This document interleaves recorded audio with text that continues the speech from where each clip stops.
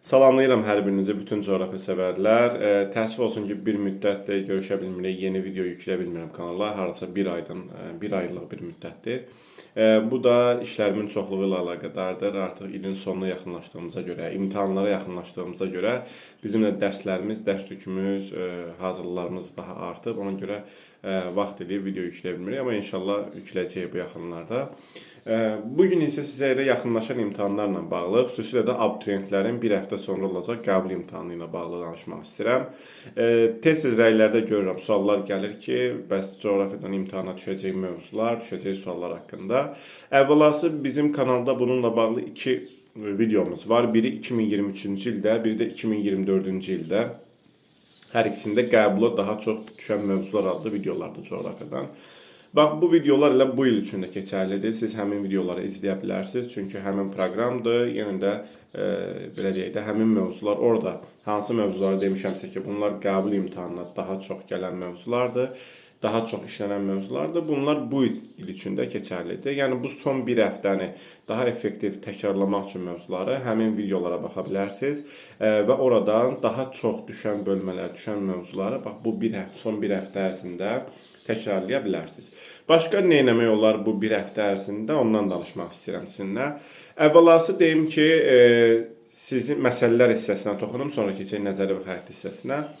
Əgər sizin riyaziyyatınız yaxşıdırsa, məsələləri qavramağınız, yaza bilməyiniz yaxşıdırsa, məsələlərə vaxt ayırın. Onsuz da qəbula düşən əsasda bir 10-15 tip məsələ var ki, məsələn, onları təkrarlayın. Onsuz da riyaziyyatınız yaxşıdırsa, siz bir məsələnin 1-2 tipini təkrarladınız, digərlərini də yazacaqsınız. Əgər riyaziyyatınız yaxşı deyilsə, məsələləri yazmağınızda çətinlik çəkirsinizsə və bu indiyə qədər belə davam edibsə, mən sizə bu bir həftədə ümumiyyətlə məsələlərə baxmamağı tövsiyə edirəm. Niyə görə? Çünki elə də böyük bir bal deyil məsələlər. Təbii ki, bal deyə, yəni yüksək nəticə göstərmək istəyənlər üçün, amma da yəni sizin artıq məsələlərlə heç aranız yoxdursa, bu bir həftəyə və ya riyaziyyatınız yoxdursa, bu bir həftəyə əmələ gələn məsələ deyil. Nahaq yerə də özünüzü nə yormayın, nə vaxtınızı itirməyin, çünki bir həftə vaxtınız qalır. Ondansa həmin bir həftəlik vaxtı coğrafiyanın nəzəri hissəsinə, daha çox bal gətirən nəzəri və xəritə hissəsinə yönləndir. Bu belə. Belə məsələ hissəsini təkrarlamaq istəyənlər üçün də bir çox əsas məsələlərin kanalımızda video izahları var. Sonra gəldikdə isə nəzəri xəritə hissəsinə. Nəzəri xəritə hissəsindən keçən illərdə demişdik, birinci bölmə elə də düşmür imtahanlara, biz onu belə deyək, bu bir həftəlik müddətə sığdırmırıq, söhbət coğrafiya səyyahları bölməsindən gedir. Biz başlayırıq kartografiya bölməsindən, orada xüsusilə də bizə lazımdır kartoqrafik proyeksiyalardır, xəritələrdə olan təhriflərdir, daha çox düşən mövzular. Bunları yenə deyirəm, əvvəlki videolarımızdan da baxa bilərsiniz hansılardır.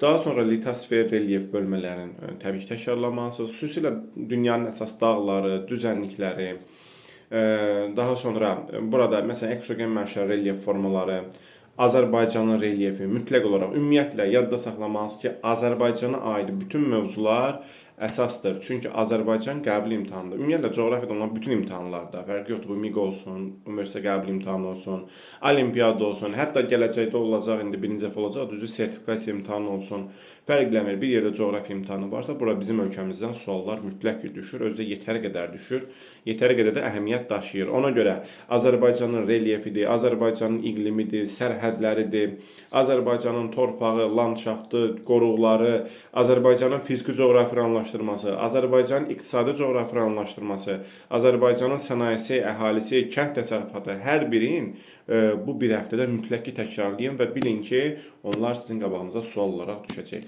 Yəni siz ora gedəndə 30 dənə sual çıxanda qabağınıza, onun minimum bir 8 dənəsi, 9 dənəsi, bir 10 dənəsi gəlib sizə Azərbaycandan düşəcək. Bu az bir şey deyil. Hardasa balınızın təqribən 1/3 deməkdir ki, Azərbaycan coğrafiyası təyin eləyəcək.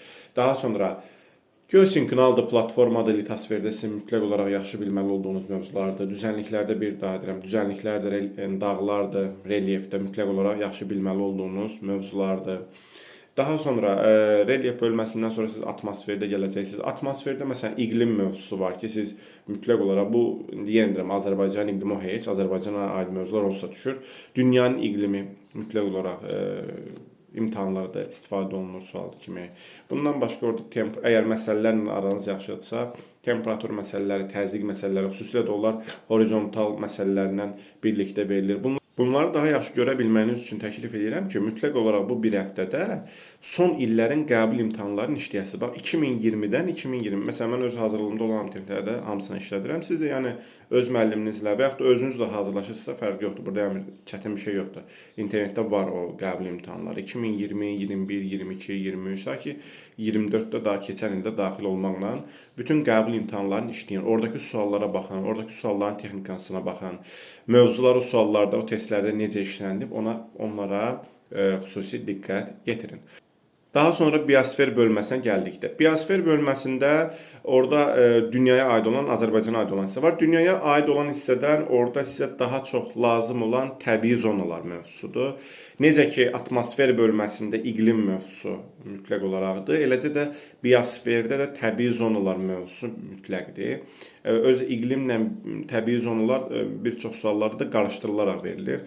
Yəni bir-birini sinxronlaşdırılaraq eyni sualda istifadə olunur. Və ona görə təbii zonaları mütləq öyrənin. Biosferin Azərbaycana aid olan hissəsi də təbii ki, mütləq ki bilməlisiniz. Orada Azərbaycanın fiziki coğrafi anlaşdırması düşür mütləq olaraq, qoruqları, torpaqları, landşaftları və s. Bizim o biosfer bölməsindən təbii zonalar videomuz da var kanalda. Azərbaycanın fiziki coğrafi rayonlaşdırması da 2 videomuz var. 1 və 2 videolarımız var. Təbii zonaları öyrənərkən iqlimlə müqayisəli şəkildə öyrənin. Hansı iqlim tipində, hansı təbii zonalar yerləşir. Bax, buna xüsusi diqqət yetirin. Daha sonra gəlir iqtisadi sosial coğrafiya. İqtisadi sosial coğrafiyada mütləq olaraq bilinməsi lazım olan mövzular hansılardır? Birincisi, sizin müəyyən qədər siyasi xəritədən məlumatınız olmalıdır. Necə ki, fiziki xəritədən də. İndi düz xəritə qısa müddətə öyrənilmir, amma bu bir həftədə müəyyən qədər təkrarlaya bilərsiniz. Məsələn, fiziki xəritədə nələri təkrarlaya bilərsiniz? Əsas yarımadaları, əsas adaları, əsas çayları, gölləri, dənizləri, körfəzləri. Bax, bizim videolarımız var kanalda. Qısa məsələn, körfəzlər, dünyanın əsas körfəzləri, dənizləri. O videolarla birlikdə atlası qoyub qarşınıza, xəritəni qoyub, kontur xəritəni qoyub. Bax, dünyanın əsas coğrafi obyektlərin xəritələrdə mütləq təkrarlayın. Bir də xəritədə baxarkən, məsələn, bax 66.5 yəni qütb dairələrinin kəsdiyi coğrafi obyektlər, 23.5 tropik xəttlərinin kəsdiyi, ekvatorun kəsdiyi, Qrinviçin kəsdiyi, 180 dərəcəli meridianın kəsdiyi coğrafi obyektləri əzbərləyin. Bax, son bir həftədə. Bunları əvvəlcədən əzbərləyəndə bəzən yaddan çıxır uzun müddət. Amma son bir həftədə bax, belə bir şansınız var ki, bunu əzbərləsəz imtahan qısa zaman sonra olacaq da yadınızda qalsın. İşıqlanma qurşaqlarına görə əzbərləyin. Hansı coğrafi obyektlər hansı işıqlanma qurşaqlarına düşür. İqtisadi sosial coğrafiyada deyirdik axı, siyasi xəritəni öyrənin, bir də coğrafi regionlar üzrə. O abituriyentlər üçün o 7-ci sinifdə olan coğrafi regionlar bölgüsü kifayət edir. Yəni o Şimali Amerika regionu, Latin Amerikası regionu, Afrika, Avstraliya və Okeaniya, Qərbi Avropa, Şərqi Avropa, daha sonra Cənub-Qərbi Asiya, Cənubi Asiya, Şərqi Asiya, Cənub-Şərqi Asiya, Mərkəzi Asiya. Bax, bu regionlarda hansı dövlətlər yerləşir, onlar. Daha sonra dövlətlərin inzibati ərazi quruluşu, yəni federativ unitar dövlətlər, dövlətlərin idarə etmə forması, yəni respublika monarxiya dövlətləri. Burada federativ ölkələri əzbəri bilməlisiniz, monarxiya ölkələrini əzbəri bilməlisiniz, istifadə olunur. Hər ikisinin video izahı var bizim kanalda. Məsələ olaraq iqtisadi coğrafiya, məsələn, ümumdaxili, ümumilli məhsul məsələləri çox istifadə olunur. Onun da izahı çox rahat bir məsələdir özü də. Çox rahat üsulla da kanalda onun videosu var. Daha sonra inkişaf etmiş ölkələr, inkişaf etməkdə olan ölkələr mütləq olaraq bilmək, təkrarlamanız lazım olan mövzudur. İnkişaf etmiş ölkələrin xüsusiyyətləri hansılardır? İnkişaf etməkdə olan ölkələrin xüsusiyyətləri hansılardır? Onların qrupları var, məsələn, böyük yetkinlik, köçürmə, kapitalizm və s. Onları təkrarlamaq. Sonra dünyanın kənd təsərrüfatı, dünyanın sənayesi. Mütləq olaraq bilinməli mövzulardır. Bunlardan sual düşür. Xüsusilə də son bir həftə üçün, məsələn, dünyanın kənd təsərrüfatı rahat bir mövzudur. Hansı iqlimdə nələr becərilir və s. Bax, o təkrarlaya bilərsiniz bu müddət ərzində. Azərbaycanın iqtisadi rayonlaşmasıdır. 1 saatlıq videomuz var. Bu videodan əvvəl ən son paylaşdığım videodur kanalda. Orada o videoya baxmaqla 1 saatlıq cəmi video, 1 saatınızı ayırıb o videoya baxmaqla həm Azərbaycanın orada iqtisadi rayonlarını təkrarlamış olacaqsınız. Həm də mən çalışmışam ki, o 1 saat içində orada Azərbaycanın kənd təsərrüfatı, sənayesi haqqında da testlərə düşən əsas məlumatları verim. Yəni ki, o iqtisadi rayonlarda hansı sənaye müəssisələri var, hansı kənd təsərrüfatı sahələri var. Bax, elə mən sizə deyim ki, o qəbul imtahanında ən az elə 1 sualınız, hətta 2 sualınız məhz o 1 saatlıq videonun içində var. Yəni bu da az deyil, harca bir 5-10 ballıq bir şey deməkdir, bir fərq deməkdir. Bax bu bir həftədə siz bunları təkrarlaya bilərsiniz. Daha sonra Azərbaycan sərhədlərində yerləşən rayonlar, şəhərlər, fiziki coğrafi obyektlər, Azərbaycanın faydalı qazıntıları mütləq olaraq, dünyanın təbii ehtiyatları, bax bu fiziki coğrafiyada da var. Faydalı qazıntılar, filiz, qeyri-filiz, yanar və s. Bir də iqtisadi coğrafiyada da var, təbii ehtiyatlar, tükənən, tükənməyən. Bunun elə ikisinin qarşılaşdırılmış bir videosu var bizim kanalda. Bax, onu izləyərək dünyanın əsas təbii ehtiyatları, dünyada hansı ərazilərdə, hansı ölkələrdə əsas hansı təbii ehtiyatlar yerləşir, bunu da təkrarlayın. Çünki bu da əzbəri olan bir şeydir. Son bir həftədə təkrarlamağınız faydalıdır. Deməli, həm dünyanın təbii ehtiyatları, həm də Azərbaycanın təbii ehtiyatları. Sizə yorucu gələ bilər, sizə çətin gələ bilər, amma nəzərə alın ki, bir həftə vaxtınız var və bu bir həftə əslində elə də az bir müddət deyil, buna əmin ola bilərsiniz. Çünki demirəm ki, durub bir həftəyə siz coğrafiya öyrənə bilərsiniz. Təbii ki, bu mövzuları indiyə qədər artıq sizin öyrənmiş olmanız lazımdır. Sadəcə bu bir həftədə, çünki bunlar, bu saydıqların bəzi əzbəri olan şeylərdir. Yataqların adları olsun, digərləri olsun, çayın yeri olsun, dənizin yeri olsun. Siz bu bir həftədə bunu çox mükəmməl şəkildə, təbii ki, gündə hardasa siz məşğul olmalısınız 5-6 saat artıq coğrafiya ilə. Bu bir həftədə siz tam olaraq bunları təkrarlaya bilərsiniz və Allahın izni ilə də yaxşı bir nəticə göstərə bilərsiniz. Sizin bunları bir həftədə effektiv olaraq təkrarlamağınız sizin nəticənizə mütləq ki, müsbət təsir göstərəcək. Mən hər birinizə uğurlar arzulayıram. Düşünürəm ki, əgər siz bu kanalı izləyirsinizsə, deməli siz YouTube-dan da dərs izləyəcək qədər çalışqansınızsa, inşallah ki, uğurlu olacağınıza inanıram. Siz də özünüzə inanın, əlinizdən gələni edin, bacardığınız qədər çalışın. Sonrası da artıq Allaha həvalə edin, gedin, bacardığınızı yazın.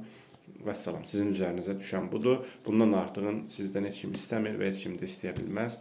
Siz öz üzərinizə düşəni eləyin, vicdanla rahat olun və daha sonrası da inşallah ki, uğur da gələcək. Sağ olun, hər birinizə uğurlar arzulayıram.